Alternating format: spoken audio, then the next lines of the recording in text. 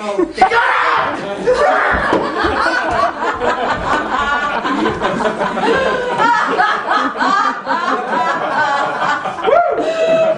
What are you laughing at? I have 13 days until my thesis is due. Trust me, that doesn't scare me. I think you two should do better. There we go. It's not very nice.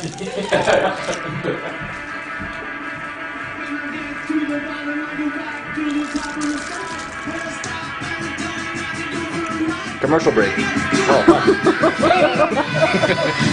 Have a break. Kit Kat. Have a Enjoy Kit it. Kat. Take a fucking break. What happened to the display? How do I... Wake it up.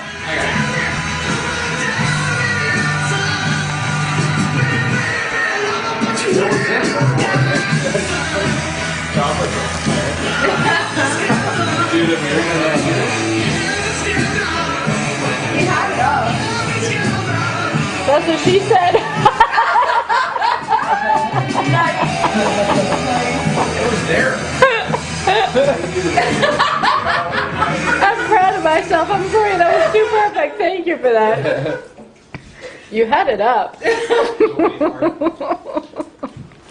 Shit, how many people are going to be wearing the same thing?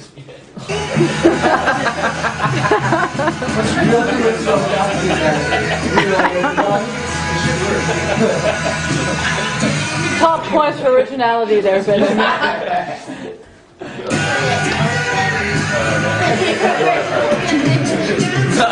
What? Because you have the same name, you have to wear the same fucking name. Seriously. You guys, hey, Ben, you know how I know you're gay? You and the other Ben are wearing the same jumpsuit. Coordinating jumpsuits with What the about same name. Say something to the camera, Dan. Something to the camera, Dan. Norman, don't speak that way to the camera. Sorry, mother. Have you taken your pills yet? No, I have not. And I didn't like the way you were staring at that Relax, young girl. mother. Relax. I like No. that girl. Okay, it was probably whatever that was. Thank God we have a technician in the room.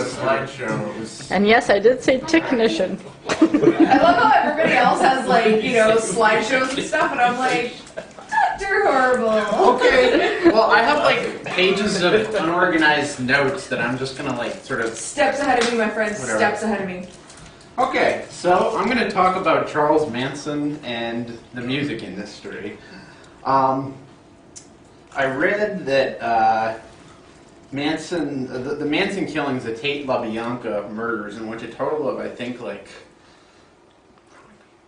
7 people were killed, maybe? 7 or 9, something like that. Something like that. Anyway. It's an odd number. They were apparently the most reported on murders since the Kennedy assassination. They took place in 1969, due in part to the gruesomeness of the killings, the bizarreness of them. There were messages written in blood, in the victim's blood on the walls after the killings took place, and also the prominence of the victims themselves. They took place in Hollywood, of course, center of the entertainment industry, which was just then beginning to overtake New York as the epicenter of the music industry. Another thing that was unusual about the killings was that Manson was reportedly inspired by the songs on the Beatles' White Album, which he believed foretold a coming race war.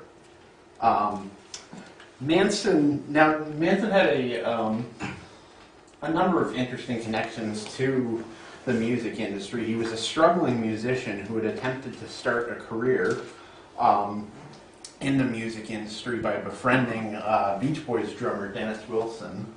And the reported target of the killings, one of the reported targets of the killings, was music producer and son of actress Doris Day, Terry Melcher. He also befriended Neil Young, before he committed these crimes or directed his followers to commit these crimes. It was taken in the U.S. as one of the events that signaled the death of the counterculture, along with the assassinations that took place in 1968 of Martin Luther King and Robert F. Kennedy, and Altamont, the free concert in 1969 that was given by the Rolling Stones, and security was handled by the Hells Angels, which turned out to be a really bad idea.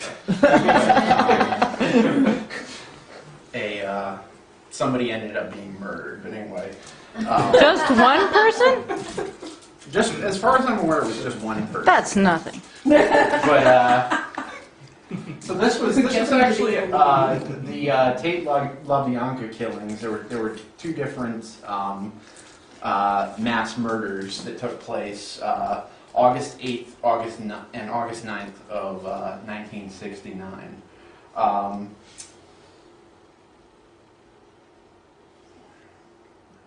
Manson.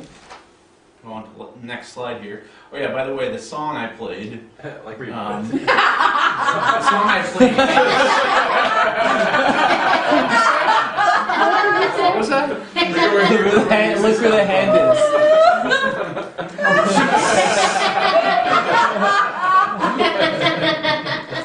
is. Which hand?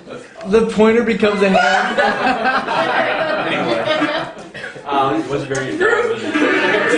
This song, which you heard a few times already, was by, it's called Helter Skelter, the Beatles song, on the way home. It was about going up and down a slide, actually. But Manson thought it was about race war.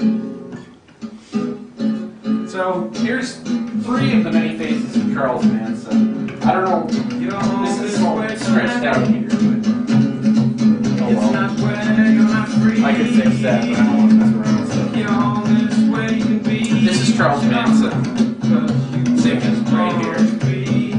Where'd you find this? I just got it online. No, I just got it online. There was a, I'll talk about it some more. There were some recordings released that he did. There's some pretty good songs. I've heard a few before. Luke McKenzie. Sounds like the singer from Sugar Ray. Yeah, No? Yeah. I don't know. Yeah, he does actually. I expected something awful, but Anyway, yeah, he's actually got musical talent. But anyway, Manson was born in Cincinnati, Ohio in 1934 to a 16-year-old unwed mother, Kathleen Maddox. His mother was, the father is still unknown. It was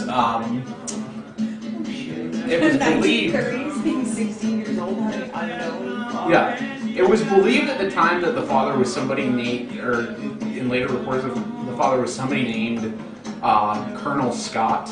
That was all that was really known about him, and he might have been black, which is ironic given his later white supremacist swastika in the middle tendencies. between his eyes.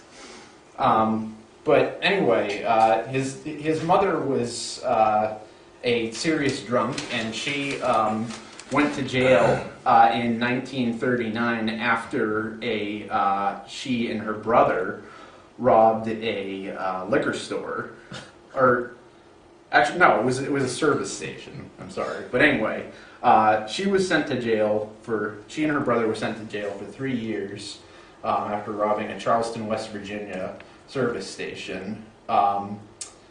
And Manson was put into the care of an aunt and uncle in McMesion, West Virginia.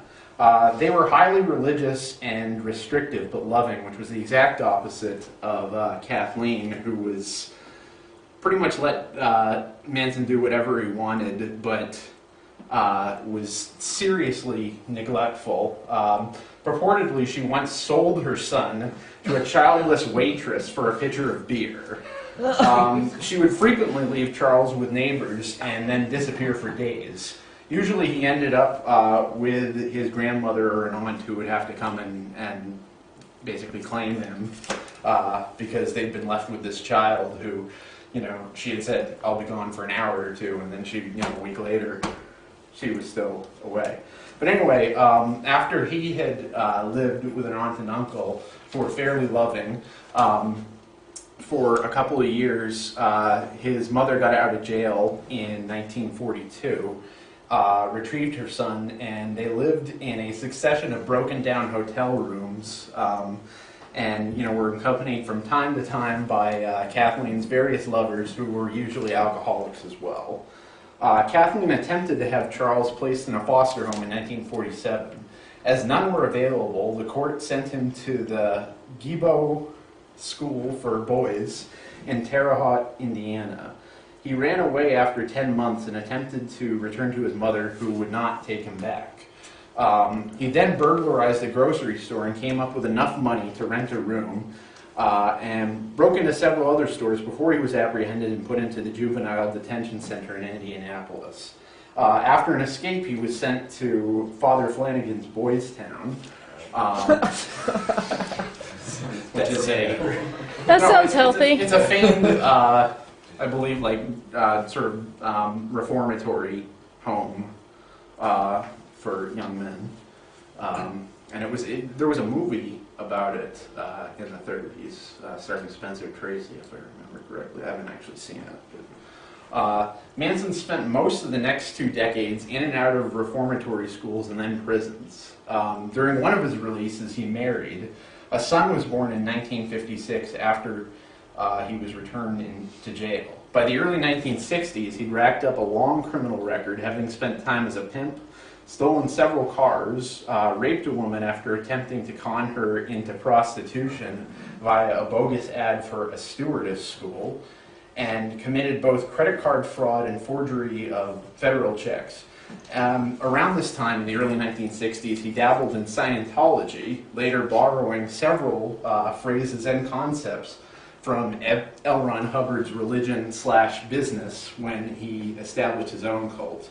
He also began to show interest in music and started practicing guitar almost obsessively, as one prison report put it.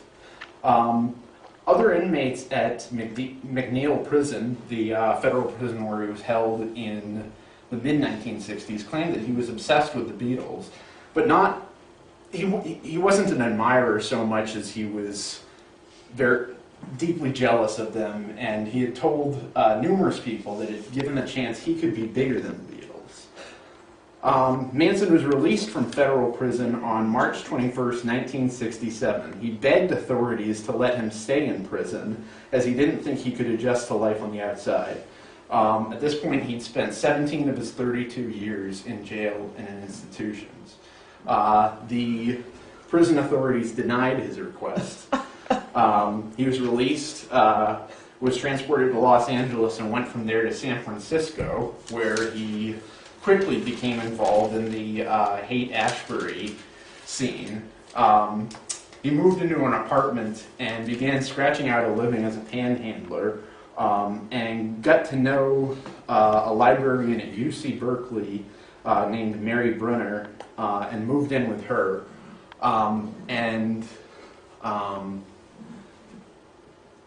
She was initially taken aback when he would bring home other women to live with them. But apparently through his sort of snake oil charm or whatever, he won her over, and by the summer of 1967, the summer of love, there were 18 other women living with them who he'd brought into their orbit. Puts polygamy to shame. Yeah. He's But dirty too. I don't. Apparently there were the Summer of Love. Haight-Ashbury was the epicenter of the hippie movement in North America, and there were people everywhere who were looking for some sort of spiritual fulfillment. Runaways, people who'd come from really difficult backgrounds, people who were unstable, people who were just experimenting, whatever. Lots of people who were young, naive, and there were lots of people who, on the